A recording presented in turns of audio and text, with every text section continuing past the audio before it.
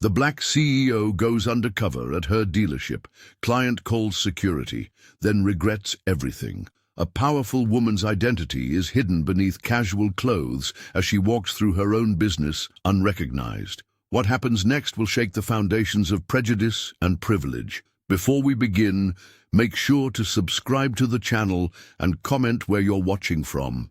Rain pattered against the glass facade of Smith Motors, creating a somber backdrop to the bustling showroom in downtown Chicago. Mary Smith stepped through the automatic doors, water droplets still clinging to her simple navy polo shirt and khaki pants. The CEO of the prestigious dealership had deliberately chosen this understated outfit, leaving behind her usual tailored suits and designer accessories. The showroom gleamed under pristine lighting, highlighting the curves of luxury vehicles arranged strategically across the polished floor. Mary blended seamlessly with the morning crowd, just another face among potential customers seeking shelter from the downpour. No one recognized her, exactly as she'd planned. With practiced subtlety, she observed her staff in action. A salesman guided a well-dressed couple toward a sleek silver sports car, his attention completely focused on their needs. Another representative laughed warmly, with an elderly gentleman examining a luxury sedan. Mary noted every interaction, her sharp eyes missing nothing while maintaining the appearance of casual browsing. Near the entrance, Jennifer Brown sat behind the curved reception desk, her manicured fingers scrolling through her smartphone. The receptionist barely acknowledged the customers who approached, offering them perfunctory directions before returning to her device. Mary made mental notes of each dismissive gesture and half-hearted greeting. After 20 minutes of observation, Mary deliberately approached the front desk. She stood patiently, waiting for Jennifer to look up. When the receptionist finally raised her eyes, her expression instantly hardened. "Can I help you?" Jennifer asked, her tone making it clear that help was the last thing she intended to offer. "I'm interested in the new model on display," Mary replied evenly. Jennifer's gaze swept over Mary's casual attire, lingering disapprovingly on her rain-dampened shoes. "And those vehicles start at $80,000, she said with a smirk. "Perhaps you'd be more comfortable somewhere else." When Mary didn't move, Jennifer's expression darkened. "Get out of here before I call security," she snapped, already reaching for the phone. Mary's heart pounded against her ribs, a rush of adrenaline flooding her system. The blatant discrimination stung, despite her preparation for this moment, yet her expression remained perfectly composed, betraying none of the emotions churning beneath the surface. This was merely the first test of her resolve, confirmation of what she had suspected for months. The dealership bearing her family name had developed a culture that judged customers by appearance rather than potential. As she turned away from the desk, Mary strengthened her determination to uncover every facet of this toxic environment, no matter how uncomfortable the journey might become. Mary Smith moved methodically through the showroom, her fingers occasionally brushing against the gleaming surfaces of Bentleys and Porsches. The luxury vehicles stood in perfect formation, their polished exteriors reflecting the dealership's bright lights. Despite being the CEO of Smith Motors, today she was invisible, or worse, unwelcome. A salesman named Richard glanced her way, then deliberately turned his attention to a man in an Italian suit, examining a convertible. Mary noted the interaction in her mental ledger. 3 other sales associates huddled near the office, stealing glances at her before whispering among themselves. Their laughter carried across the showroom floor. "Can I help you find something within your budget?" Tom Davis finally approached, his tone suggesting he already knew the answer. The manager's smile didn't reach his eyes as he looked Mary up and down, taking in her simple polo shirt and khakis.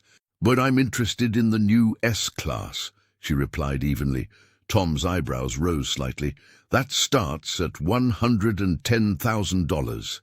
He emphasized each syllable as if speaking to someone who couldn't possibly understand the value. "I'm aware of the price point," Mary said, maintaining her composure despite the burning sensation rising in her chest. "Perhaps I could show you something more accessible." He gestured toward the pre-owned section, his dismissive tone unmistakable. Mary watched as a white couple entered the dealership. Jennifer Brown, the receptionist who had threatened to call security on her earlier, immediately stood to greet them with a warm smile and offers of coffee. "I'll just look around a bit more," Mary told Tom, who seemed relieved to be excused from her presence. He immediately gravitated toward the new arrivals, his entire demeanor transforming into genuine enthusiasm. She observed every interaction, cataloging the differences in how staff treated various customers. Mrs. Garcia, a regular client known for her substantial purchases, received immediate attention despite her casual attire. Meanwhile, a young black professional in a tailored suit was kept waiting for 15 minutes before anyone acknowledged him. The urge to reveal herself, to watch their faces transform when they realized who she really was, pulsed through Mary's veins. How satisfying it would be to see Jennifer's smug expression crumble, to witness Tom stumble through apologies. But the CEO knew better. One confrontation would change nothing. The problem was systemic, requiring strategic intervention rather than emotional reaction. She needed to understand the full scope of the discrimination before she could effectively dismantle it. Mary made another lap around the showroom, invisible yet all-seeing, her mind already formulating the next phase of her plan. Patience would be her greatest weapon in the battle ahead. Mary Smith sat alone in her spacious office overlooking downtown Chicago, the city lights twinkling against the night sky. The plush leather chair creaked softly as she leaned forward, eyes fixed on her computer screen. She had requested the security footage immediately after leaving the showroom floor, and what she saw made her stomach tighten. "I get out of here before I call security," Jennifer Brown's voice echoed through the speakers. The CEO watched herself on screen, standing there in simple clothes, being treated like an intruder in the very business she had built from the ground up. Mary rewound the footage and played it again, then again. Each viewing revealed new details: the receptionist's dismissive glance, the curl of her lip, the way she'd immediately returned to scrolling through her phone. The CEO's fingers drummed against the polished mahogany desk as she clicked through more footage from different cameras throughout the dealership.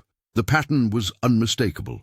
Salespeople who eagerly approached well-dressed clients would suddenly find paperwork to shuffle when Mary walked by. Tom Davis, visible in the corner of one frame, had actually steered a colleague away from her, muttering something with a smirk. "It's not just Jennifer," she whispered to herself, making notes in a leather-bound journal. "It's systematic." Mary stood and walked to the window, Chicago sprawling before her. Smith Motors had been her father's dream before it became hers. Now, 20 years of hard work had earned her the CEO position, but clearly the culture had rotted beneath the polished surface. She thought of Marcus Johnson, her head of security. He would have access to more footage, more evidence. But Mary wasn't ready to involve anyone else yet, not until she understood the full scope of the problem. Returning to her desk, she pulled out a fresh sheet of paper and began sketching a plan. She would return to the dealership, not as the CEO in a power suit, but as an even more unlikely customer. Each visit, she would strip away another layer of privilege: different clothes, different speech patterns, different approaches. How far does this go? She wondered aloud. And how many potential clients have we lost because of it? Mary's resolve hardened as she finalized her strategy. She would become the customer they refused to see, invisible to those who judged worth by appearance alone. The irony wasn't lost on her. The owner of Smith Motors, deliberately making herself unseen in her own establishment. She closed the security footage and shut down her computer. Tomorrow, she would begin her real investigation, not as Mary Smith, CEO, but as just another face they would choose to ignore.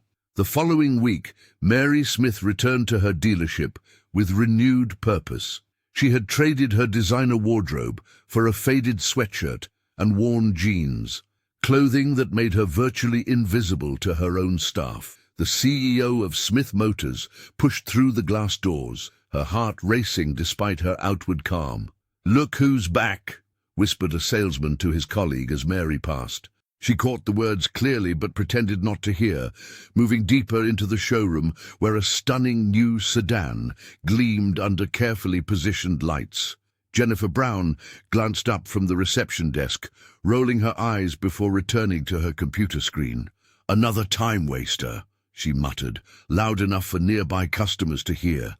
Mary felt her jaw tighten but maintained her composure, mentally documenting each interaction. Near the luxury SUV display, Tom Davis huddled with two salespeople, occasionally glancing in her direction. Their laughter carried across the showroom floor. "Some people just like to play pretend," Tom said, not bothering to lower his voice, as if she could afford even the floor mats. Mary ran her fingers along the hood of a vehicle, admiring the craftsmanship while listening intently. The irony wasn't lost on her. These cars belonged to her company, yet she was being treated as an intruder.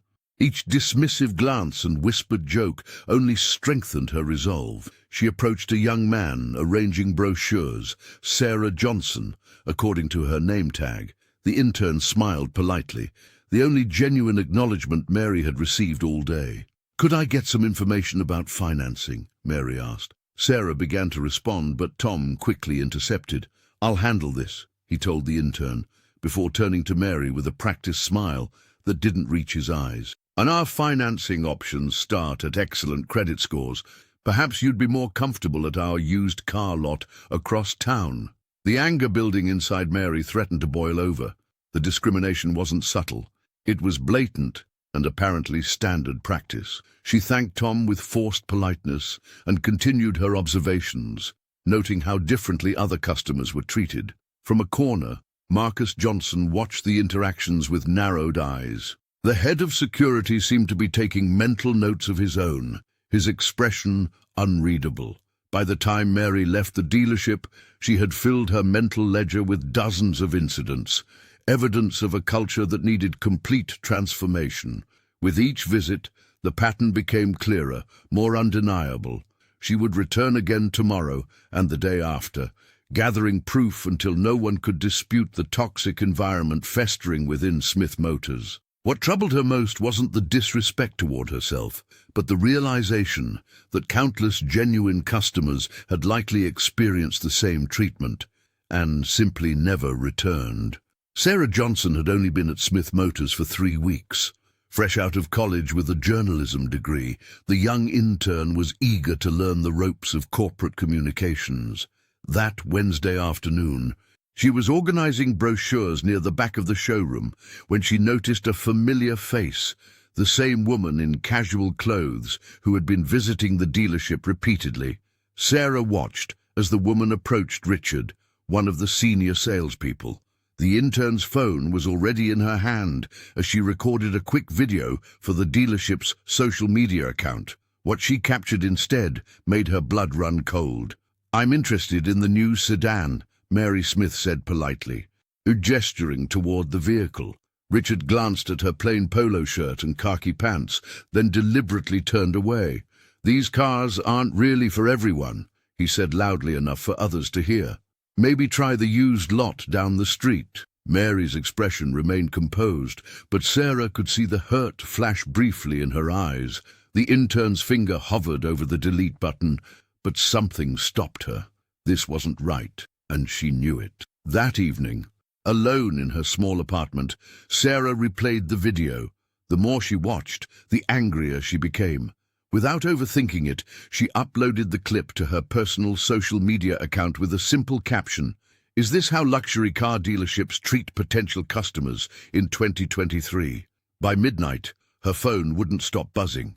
The video had been shared over 5,000 times. Comments flooded in, some from people sharing similar experiences, others expressing outrage. Local news outlets began reaching out for permission to use the footage. "What have I done?" Sarah whispered, both terrified and oddly empowered. She had never intended to become a whistleblower, but there was no taking it back now. By morning, the clip had reached national news. The hashtag Smith Motors discrimination was trending, and the dealership's social media accounts were overwhelmed with angry messages.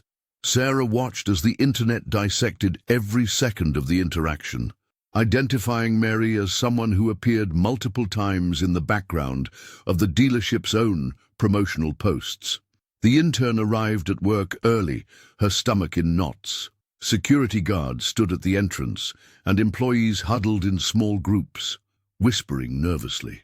Tom Davis paced the showroom floor, his face flushed with anger as he barked into his phone. Sarah slipped into the break room, where Jennifer Brown was frantically deleting comments from the company's social media accounts. "Who posted it?" Jennifer hissed at no one in particular. "Whoever it was is finished in this industry." Sarah's hands trembled as she poured her coffee. She hadn't realized her small act of courage would ignite such a firestorm, or that it would become the catalyst for what was about to unfold. Mary Smith watched the chaos unfold from her sleek downtown office, her composed expression masking the storm of emotions beneath. The viral video had spread like wildfire overnight, with major Chicago news outlets now bombarding Smith Motors with calls about their discriminatory practices. On her computer screen, social media comments multiplied by the minute, many sharing similar experiences at luxury dealerships across the country. "This is exactly what I needed," she whispered to herself, scrolling through the outrage. The CEO had suspected problems, but the extent of the discrimination had shocked even her. Now the evidence was public, impossible to ignore. At the dealership, tension thickened the air. Sales associates huddled in corners, whispering anxiously about who might have leaked the footage. Each suspicious glance between colleagues deepened the fractures in their once comfortable workplace. No one felt safe anymore. Jennifer Brown's hands trembled as she answered yet another call from a reporter. Her usual confidence had evaporated, replaced by a desperate defensiveness. "No comment at this time," she repeated mechanically, her eyes darting toward Tom Davis's office. The manager paced behind his glass walls, tie loosened and forehead glistening with sweat. Tom had already drafted 3 different press statements, each one more defensive than the last. He'd called an emergency meeting with Jennifer during lunch, their hushed voices carrying through the thin walls. "Just say it was a misunderstanding," he insisted, jabbing his finger at the statement they'd prepared. "Say we were having security issues that day. Say anything but admit fault." The receptionist nodded, though doubt clouded her features. "What about the other videos? What if there's more we don't know about?" Tom dismissed her concerns with a wave. "One incident doesn't define our culture. We'll weather this." Meanwhile, Mary received a text from Marcus Johnson. The head of security had been monitoring staff reactions and sent her a simple message: "They're scrambling. Perfect time to dig deeper." She smiled, knowing this chaos created the perfect cover for the next phase of her investigation. While Tom and Jennifer focused on damage control, neither would notice Mary's careful examination of customer service logs, sales records, and commission patterns. The truth would reveal itself in the data: who got attention, who got ignored, who made sales, and who didn't. That evening, as Mary drove home through the rain-slicked streets of Chicago, she felt a renewed sense of purpose. The viral video was just the beginning. The real work, the systematic dismantling of the prejudice infecting her company, was only just beginning. Let them blame it on a misunderstanding, she thought, her grip tightening on the steering wheel. I'll show them exactly how deep this goes. Mary Smith sat alone in her office after hours, the glow of her computer screen illuminating her concentrated expression. For the past week, she had been meticulously reviewing customer service logs, searching for patterns that confirmed her suspicions. The evidence was damning. Notes about time wasters and unlikely buyers were thinly veiled code for discriminatory practices. "This goes deeper than I thought," she whispered to herself, rubbing her tired eyes. Mary had installed recording devices in strategic locations throughout the dealership, capturing conversations that would never have happened had staff known who was listening. The recordings revealed salespeople steering certain customers toward lower-priced models regardless of their stated budget, or ignoring them altogether. She created a spreadsheet documenting each incident, cross-referencing them with security footage. The CEO felt a heaviness in her chest as the data confirmed what she had experienced firsthand. Discrimination wasn't random at Smith Motors. It was systematic. Meanwhile, across town, Sarah Johnson paced her small apartment, glancing repeatedly at her phone. The video she'd posted had reached 50,000 views and counting. Comments flooded in from people sharing similar experiences at car dealerships across the country. "Oh, what have I done?" she murmured, both terrified and exhilarated. The young intern had never intended to become a whistleblower. She'd simply captured a moment of injustice that resonated with thousands. Now, she couldn't stop thinking about that quiet woman who'd been treated so poorly, the same woman who seemed to appear at the dealership with surprising regularity. Sarah pulled up the company website on her laptop, scrolling through the executive profiles. Her finger froze over a professional headshot. The woman looked different in business attire, with styled hair and confident posture, but those observant eyes were unmistakable. "Oh my God!" Sarah gasped, recognizing Mary Smith, the CEO of the entire company. Everything suddenly made sense. The repeated visits, the careful observation, the detailed questions about policy. The next morning, Sarah arrived at work early, watching Mary enter the building in her now familiar casual disguise. The intern made a decision. Instead of exposing what she knew, she would help. Gathering her courage, Sarah approached Mary in a quiet corner of the showroom. "I know who you are," she whispered, "and I want to help you fix this place." Mary studied the young woman's face, weighing her sincerity against potential risks. After a moment, she gave a slight nod. "Meet me at the coffee shop across the street after your shift," the CEO replied quietly. "Bring anything you've documented." Sarah nodded, heart racing with purpose. Together, they might actually change things from the inside out. The tension at Smith Motors was reaching a breaking point. Tom Davis paced anxiously in his office, tie loosened and forehead glistening with sweat. The viral video had triggered an avalanche of negative publicity, and management needed a scapegoat. "Jennifer is the problem," Tom muttered into his phone, glancing nervously through the glass partition. "She's the one who confronted that woman on camera. I had nothing to do with it." What Tom didn't realize was that Mary Smith had already accessed the company's messaging system. For weeks, she had been reviewing hundreds of exchanges between the manager and receptionist. Their conversations revealed a disturbing pattern: offensive jokes about customers, appearances, mockery of accents, and dismissive comments about time wasters who didn't fit their idea of serious buyers. Another one just walked in wearing knockoff shoes, Jennifer had written 3 weeks earlier. "Want me to send her to you, or should I tell her we don't offer test drives to window shoppers? Tell her we require credit checks before test drives," Tom had replied with a laughing emoji. That usually scares off the pretenders." Mary's stomach tightened as she scrolled through message after message. The evidence was damning. This wasn't just Jennifer being rude on one bad day. It was systematic discrimination, encouraged and amplified by management. Meanwhile, Sarah Johnson worked quietly at her desk, her innocent appearance masking her determination. The young intern had noticed Tom and Jennifer huddled together that morning, whispering about deleting anything problematic. That was all Sarah needed to hear. During lunch break, when the showroom was busiest, she slipped into Jennifer's unattended workstation. With trembling fingers, she downloaded the message history to a flash drive, capturing screenshots of the most egregious conversations. She did the same with Tom's computer later that afternoon, using the admin password she'd seen him enter countless times. "Just backing up some files. Mr. Davis," she explained when he returned unexpectedly. He barely acknowledged her, too preoccupied with damage control. That evening, Mary received an anonymous email containing dozens of screenshots.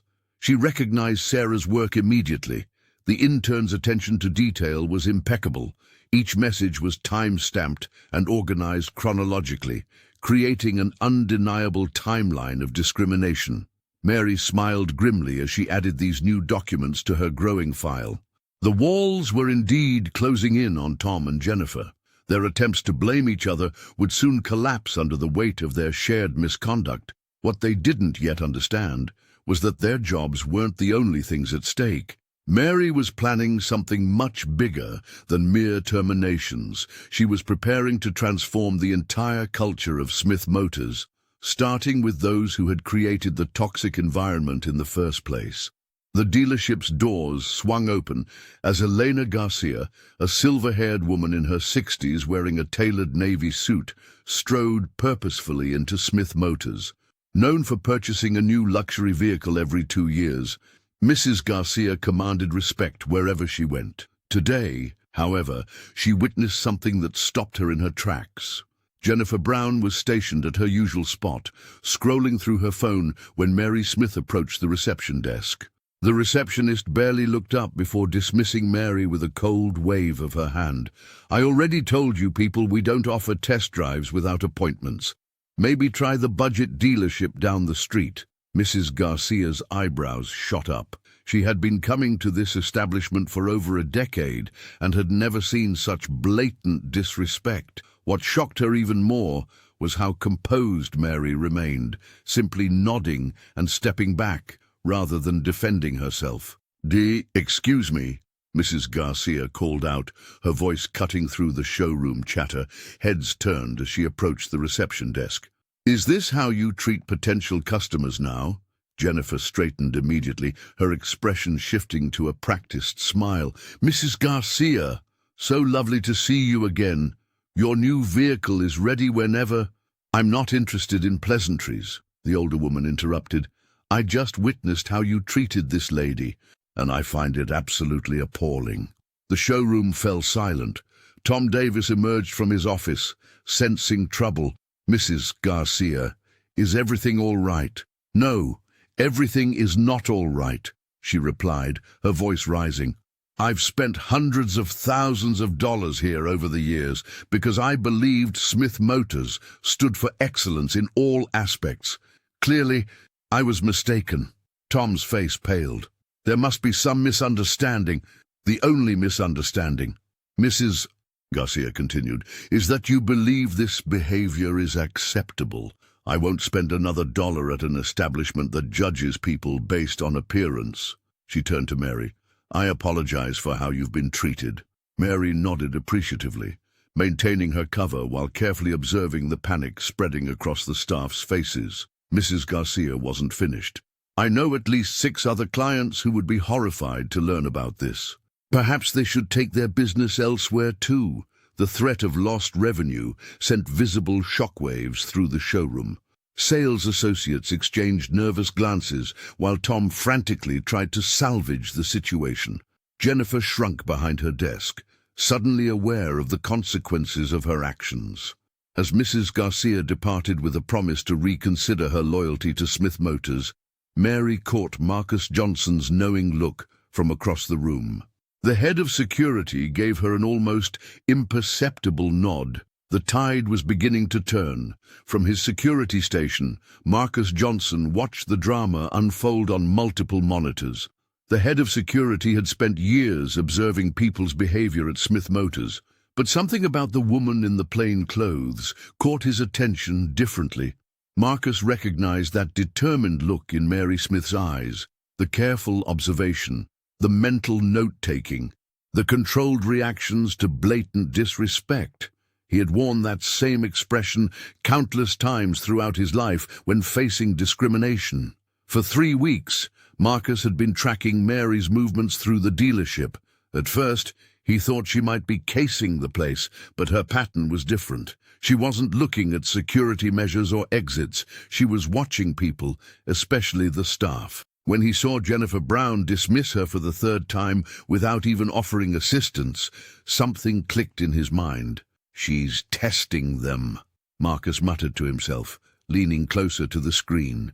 He zoomed in on Mary's face as Tom Davis walked past her to greet a man in an expensive suit. The subtle tightening around her eyes told him everything. The next day, Marcus made a decision. When Mary entered the showroom, he casually positioned himself near the luxury SUVs where she was browsing. Without making eye contact, he murmured, "The cameras in Section 4 have been experiencing technical difficulties today. No footage being recorded there." Mary didn't acknowledge him directly, but he noticed her path eventually led to that section, where she spent 20 minutes documenting staff behavior without surveillance. Their unspoken understanding had begun. Over the following weeks, their silent alliance strengthened. Marcus would leave certain doors unlocked after hours, allowing Mary access to files and records. He began compiling his own evidence, snippets of conversations, screenshots of internal messages, and timestamps of incidents when customers were treated differently based on appearance. One evening, Marcus left a flash drive in Mary's coat pocket while pretending to bump into her. It contained footage of Tom and Jennifer laughing about time wasters and window shoppers, their code words for people they deemed unworthy of attention. The security chief felt a growing respect for this mysterious woman. Unlike others who witnessed discrimination and looked away, she was methodically building a case. Marcus recognized her strategy because he'd imagined doing something similar countless times throughout his career. As weeks passed, their wordless partnership grew more coordinated. Mary would glance toward a particular area, and Marcus would ensure it remained unmonitored. He would nod slightly toward certain staff members, and she would focus her attention there. Without ever acknowledging their collaboration openly, they became a formidable investigative team.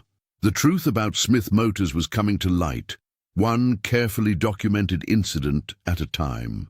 The training room buzzed with whispers as employees filed in for the mandatory diversity workshop. Mary Smith watched from the back, dressed in her now familiar plain clothes, just another face in the crowd.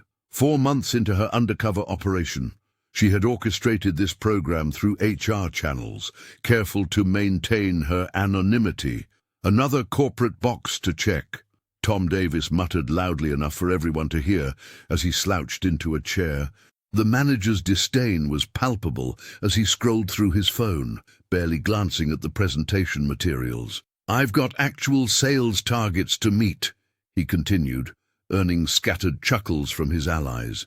"This diversity nonsense is just a waste of time." Jennifer Brown nodded vigorously beside him, rolling her eyes dramatically. "Probably because of that viral video. One little misunderstanding and suddenly we're all bigots," she whispered, though her voice carried across the room. The facilitator, a woman Mary had carefully selected from outside the company, began by sharing real experiences of discrimination in retail settings. Mary noticed how the stories mirrored her own experiences at Smith Motors with striking accuracy. In the third row, Sarah Johnson sat forward in her chair, completely absorbed. The young intern's expression shifted from interest to recognition as each scenario unfolded. Unlike her colleagues who fidgeted impatiently, Sarah took detailed notes, occasionally glancing around the room with newfound awareness. During a group discussion, Tom made a show of checking his watch repeatedly. "Can we speed this up? Some of us have actual customers waiting." The facilitator smiled patiently. "Would anyone like to share a personal experience with these issues?" The room fell silent until Sarah slowly raised her hand. Mary watched curiously as the intern stood, her voice initially shaky but growing stronger. "Last year, at my previous job, I was the only woman on the sales floor," Sarah began. "Customers would ask to speak to someone else. When I approached them, my manager never intervened." She paused, looking directly at Tom. "I quit after 3 months, but I always wondered what would have happened if someone had stood up for me." Several colleagues shifted uncomfortably in their seats. Marcus Johnson, from his position near the door, gave Sarah an approving nod. "That's exactly why this training matters," Sarah concluded, her cheeks flushed but her gaze steady. "It's not about checking boxes, it's about real people."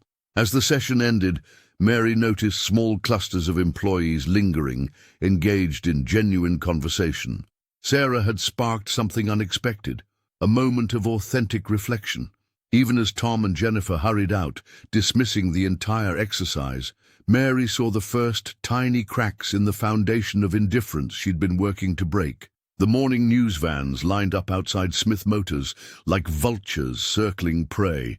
3 local stations had dispatched reporters, their cameras trained on the gleaming glass entrance where confused customers tried to navigate the media gauntlet.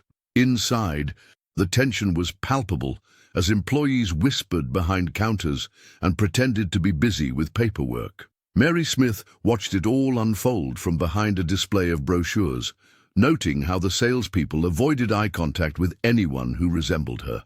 The viral video had garnered over 2 million views overnight, and the hashtag Smith Motors Discrimination was trending across social platforms. "This is ridiculous," Tom Davis hissed at Jennifer Brown as they huddled near the reception desk. "Some random woman walks in here, causes trouble, and suddenly we're the villains." Jennifer nodded vigorously, her perfectly manicured nails tapping nervously on the counter. "I know exactly who she is. That woman has been lurking around for weeks. Probably just wants attention or a settlement." A Chicago Tribune reporter had called 3 times already, requesting comments about systemic discrimination at the dealership. The company's social media accounts were flooded with angry messages from past customers sharing similar experiences. Tom gathered the sales team in the break room, carefully excluding Mary, who lingered just within earshot. "Listen up," he said, voice low but urgent. "If anyone asks, we have a strict non-discrimination policy." That woman was acting suspiciously, wandering around without engaging with staff. "Jennifer was just doing her job." "But I saw how you all treated her," a new salesperson ventured, immediately silenced by Tom's glare. "She doesn't know anything about cars," Jennifer added loudly, "just pretending to be interested. I can tell the difference between a real customer and someone looking to make trouble." Outside, a reporter approached Marcus Johnson as he arrived for his shift. The head of security paused, considering his words carefully before stating, "No comment at this time," though his eyes revealed a deeper knowledge of the situation. By afternoon, the dealership's online rating had dropped by 2 stars. The corporate office had called twice, demanding explanations. Tom paced in his office, tie loosened, sweat beading on his forehead as he drafted a damage control press release that blamed a misunderstanding and ongoing staff training. Mary quietly took photos with her smartphone, documenting every nervous conversation, every panicked call. She noticed Sarah Johnson watching her with growing curiosity, the intern's expression shifting from confusion to dawning realization. The truth was indeed coming for them all, gathering momentum like an avalanche. And when it finally broke, Tom and Jennifer would discover just how badly they had underestimated the woman they had so carelessly dismissed. The viral video had sent ripples through Smith Motors that couldn't be ignored. In the employee break room, hushed conversations replaced the usual casual banter. 3 weeks into Mary's undercover operation, the atmosphere had shifted dramatically.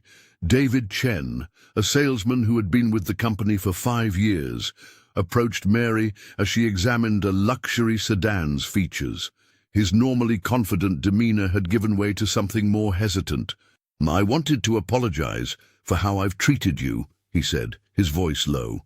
"I realize now I've been making assumptions about who can afford our vehicles. It wasn't right." Mary Smith studied his face carefully, noting the genuine regret in his eyes. She nodded slowly. "What made you change your perspective?" "That video, for one, but also watching how Mrs. Garcia stood up for you, made me think about how many clients we might have lost because of our attitudes." Similar conversations began happening throughout the dealership. Melissa Torres, one of the finance managers, caught Mary near the water cooler and admitted she'd been complicit in the toxic culture by staying silent. "I knew better," she confessed. "My own parents faced the same treatment at businesses like this. I just didn't want to rock the boat." Mary maintained her composed exterior while her mind catalogued each interaction. She noticed how some apologies felt performative, designed to protect jobs rather than acknowledge wrongdoing. Others seemed to come from a place of genuine realization and shame.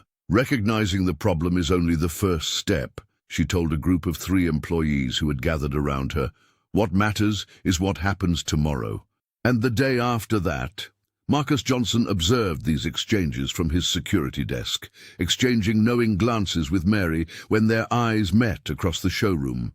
He'd seen this pattern before: crisis followed by contrition, then slow regression to old habits once the pressure eased. Even as some staff members showed signs of change, Tom Davis worked behind the scenes, coaching employees on what to say if approached by journalists. Jennifer Brown remained conspicuously absent from these conversations, her desk occupied only when absolutely necessary. Sarah watched it all unfold, taking notes on her phone when no one was looking. She approached Mary during a quiet moment near the end of the day. "Do you think they're really changing?" she asked. Mary's expression remained neutral, but her words carried weight. "Words are easy. I'm waiting for actions." She straightened her simple jacket. Real change isn't about apologies. It's about dismantling the systems that made discrimination possible in the first place. As Mary left the dealership that evening, she knew the hardest part was still ahead. The foundation was cracking, but the structure remained intact for now. Sarah Johnson caught Mary at the end of a particularly long day, nervously approaching her in the dealership's back hallway. The young intern had been piecing together clues for weeks. Mary's careful observations, her strategic questions, the way she seemed to anticipate staff behaviors. "Can we talk somewhere private?" Sarah whispered, glancing around to ensure no one was listening. "I know who you really are." Mary's expression remained neutral, but her eyes betrayed a flicker of interest. She led the intern to a small conference room and closed the door behind them. "You're not just some random customer," Sarah said, her voice trembling slightly. "You're Mary Smith, the CEO." A moment of silence hung between them before Mary nodded, her composed demeanor unchanged. "What gave me away?" "The questions you ask, the notes you take, the way Marcus always seems to know when you're coming." Sarah leaned forward. "But mostly, it's how much you care. No ordinary customer would keep coming back just to be treated poorly." Mary studied the young woman carefully. "And now that you know, I want to help," Sarah replied without hesitation. "What Jennifer and Tom are doing, what they've encouraged others to do, it's wrong. I've been collecting evidence too." The intern pulled out her smartphone and showed Mary dozens of screenshots, offensive group chats, emails mocking customers based on appearance, and schedules revealing how certain clients were deliberately passed over. "They don't know I have access," Sarah explained. "Tom added me to their messaging groups thinking I'd just follow along." Mary's strategic mind immediately saw the value. Together, they spent hours organizing the evidence: Sarah's messages, Mary's observations, and Marcus's security footage. They created a comprehensive digital report, categorizing each incident by severity and pattern. "This isn't just about one bad day or one rude employee," Mary explained as they worked. "It's about a culture that's poisoning everything we're supposed to stand for." Sarah nodded, adding another video clip to their growing file. "My grandmother always said that silence makes you complicit." As evening fell, their report took final shape, an airtight case documenting months of discrimination, complete with dates, times, and irrefutable evidence. It would force a reckoning that neither Tom nor Jennifer could escape. "What happens next?" Sarah asked, her idealism tempered with newfound resolve. Mary closed the laptop, her determination evident in every measured movement. "Justice happens next," she said simply. "Are you ready for that?" Sarah straightened her shoulders. "More than ready." Neither woman realized that their alliance would soon change, not just Smith Motors, but the entire industry. The showroom of Smith Motors gleamed under spotlights, transformed for the evening's launch of their most luxurious vehicle yet. Crystal champagne flutes clinked as Chicago's elite mingled among the polished automobiles. Mary Smith adjusted her tailored blazer, her heart racing despite her composed exterior. After months of undercover work, tonight would change everything. Staff members darted nervous glances at one another, the tension palpable. The viral video had created a storm that refused to die down, and rumors of a major announcement had everyone on edge. Jennifer Brown stood near the entrance, her usual confidence replaced by a brittle smile as she greeted guests with mechanical pleasantries. "Did you hear about the emergency board meeting yesterday?" one salesperson whispered to another. "Something big is happening tonight." Tom Davis moved through the crowd with forced joviality, his laughter too loud as he shook hands with potential clients. His eyes, however, betrayed his anxiety as they continuously scanned the room. When he spotted Mary in her understated elegance, his gaze slid past her without recognition, still unable to see beyond his prejudice. Mary navigated the event with quiet purpose, stopping occasionally to engage with guests while mentally rehearsing her speech. The weight of what she was about to do pressed heavily on her shoulders. This wasn't just about two problematic employees, it was about dismantling an entire culture. Across the room, Marcus Johnson monitored the security team with practiced efficiency. When his eyes met Mary's, a silent understanding passed between them. The head of security gave an almost imperceptible nod, confirmation that everything was in place. The evidence was secured, the board members present, and there would be no escaping the truth tonight. Sarah Johnson hovered near the refreshment table, her fingers nervously tapping against her phone case. The young intern had been instrumental in gathering the final pieces of evidence, and now she watched the crowd with a mixture of anticipation and dread. Mrs. Garcia arrived in a stunning evening gown, immediately commanding attention. The elegant client made her way directly to Mary, greeting her warmly, a stark contrast to how others had treated her during her undercover visits. "Are you ready?" Mrs. Garcia asked quietly. Mary nodded, her resolve unwavering. More than ready."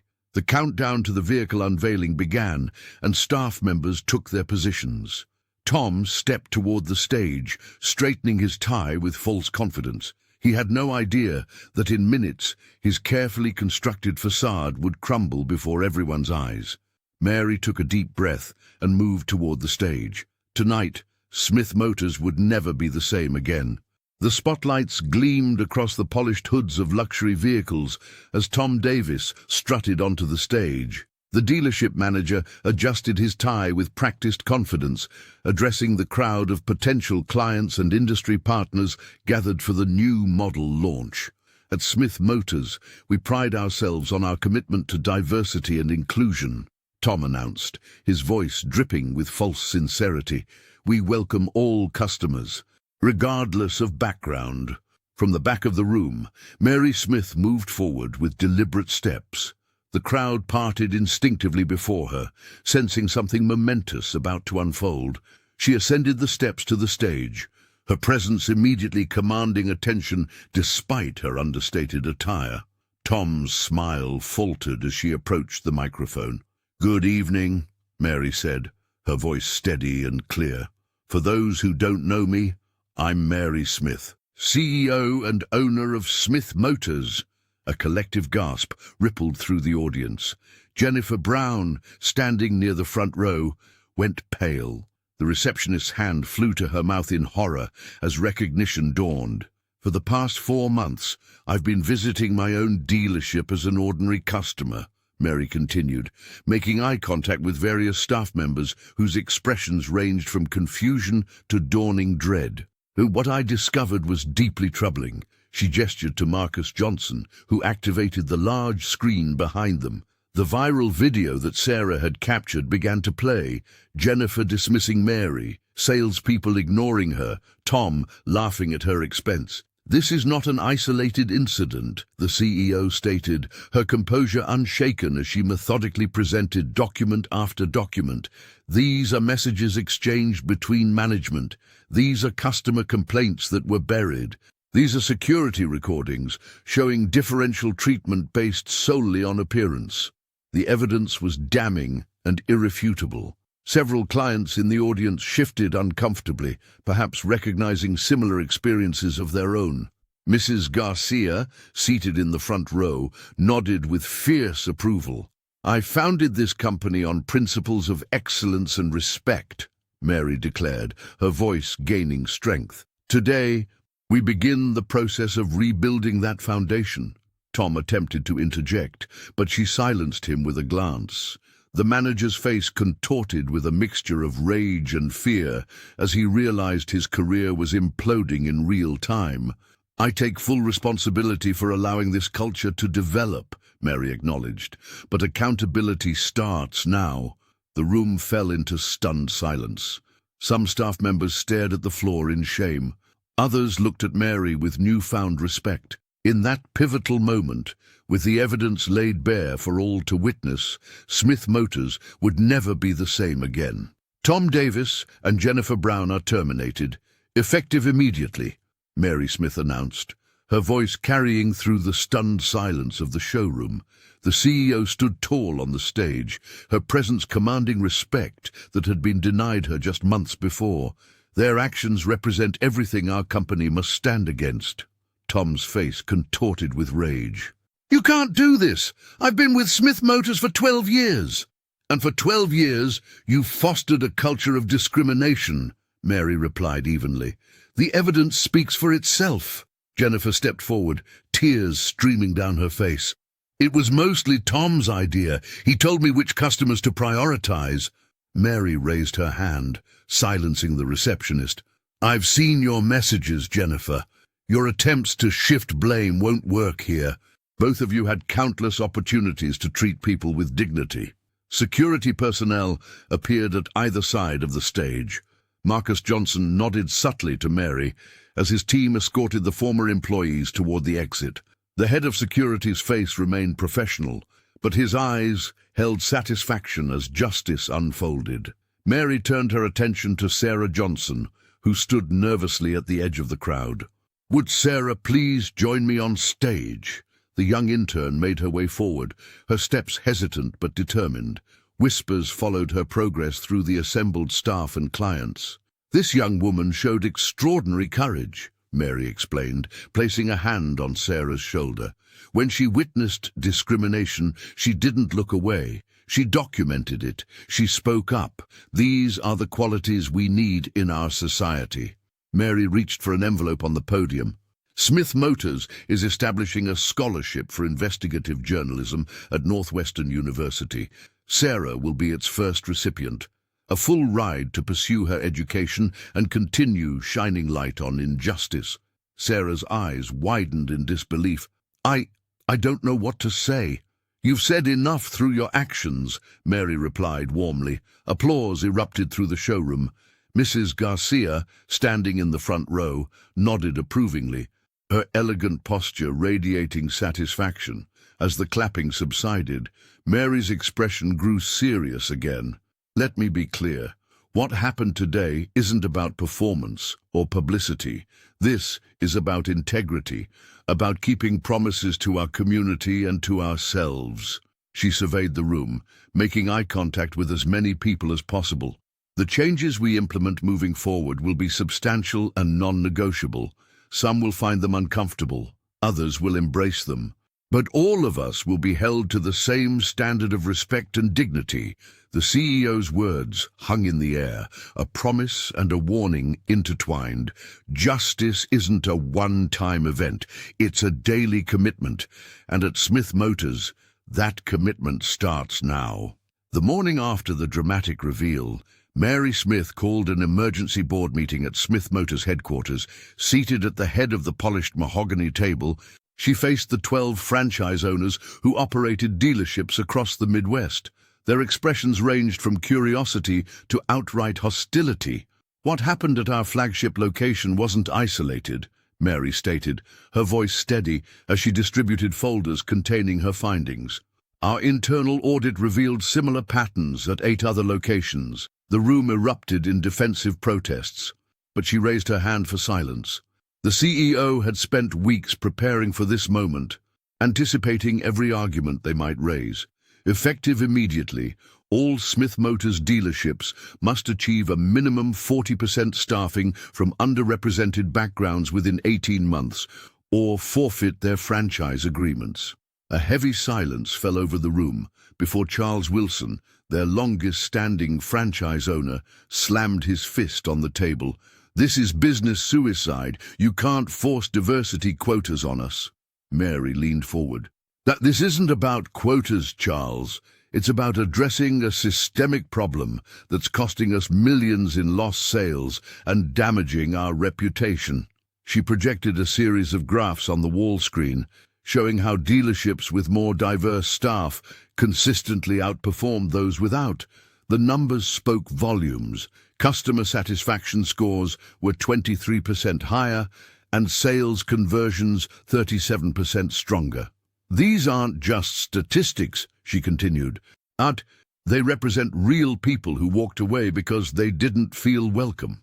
Marcus Johnson, newly appointed as head of security and inclusion, stepped forward to outline the comprehensive training program he'd developed. His calm, authoritative presence commanded respect as he explained how the initiative would transform their corporate culture. "We'll provide full support," he assured them. "This isn't punishment, it's evolution." 3 owners immediately pledged compliance, while 4 others requested time to develop implementation plans. The remaining 5, led by Charles, threatened legal action. Mary had anticipated this too. The company's legal counsel distributed amended franchise agreements that had been carefully crafted to withstand challenges. "You're welcome to fight this," she said, "but Smith Motors will no longer profit from exclusion." Within days, automotive industry publications were buzzing with the news. Competitors watched closely, some dismissing the policy as virtue signaling, others quietly conducting their own internal reviews. By week's end, 2 of the resistant owners had reluctantly agreed to comply. Charles remained defiant, but Mary knew time was on her side. The public response had been overwhelmingly positive, with sales at compliant dealerships already showing improvement. "Change never comes easily," she told Marcus as they reviewed the initial progress reports. But it always comes." 3 months after the dramatic reveal at Smith Motors, Sarah Johnson sat in her first investigative journalism class at Northwestern University, her notebook already filled with ideas. The full scholarship Mary had awarded her covered not just tuition but living expenses, allowing her to focus entirely on her studies. She often thought about that pivotal moment in the showroom, how one small act of recording had sparked such monumental change. "Sometimes the most powerful stories are hiding in plain sight," her professor remarked, words that resonated deeply with Sarah. Her experience had taught her that courage wasn't always loud. Sometimes it was just pressing record when others looked away. Across town at Smith Motors, Marcus Johnson settled into his new office. As head of security and inclusion, he had transformed the department from mere surveillance to active protection of company values. His team now included diversity specialists who worked alongside security personnel, ensuring that both customers and employees felt safe and respected. "We don't just watch for shoplifters anymore," Marcus explained to his team during their morning briefing. "We watch for moments when people are made to feel unwelcome." His personal experiences with discrimination had become a powerful teaching tool, helping staff recognize subtle biases they might have otherwise missed. Mary Smith found herself in a quieter moment of reflection as she reviewed the quarterly reports. The dealership's sales had initially dipped after the scandal broke, but had since rebounded to record levels. Customers specifically mentioned the inclusive atmosphere as a reason for choosing Smith Motors over competitors. Yet the victory had come at a cost. Mary lost relationships with executives who couldn't adapt to the new direction. Several long-time employees had resigned rather than embrace the changes. The trust that had been broken couldn't always be repaired, and Mary sometimes questioned whether her undercover approach had been too extreme. "Building something new always means letting go of something old," she told herself, running her fingers along the frame of a photograph on her desk. The original Smith Motors team from when her father had founded the company 30 years ago. The dealership had transformed. The showroom now featured diverse staff who reflected Chicago's rich cultural tapestry. Training sessions weren't just corporate requirements, but meaningful conversations about respect and dignity. Even the marketing materials showcased a wider range of customers enjoying their vehicles. Mary knew the work wasn't finished. True change required constant vigilance.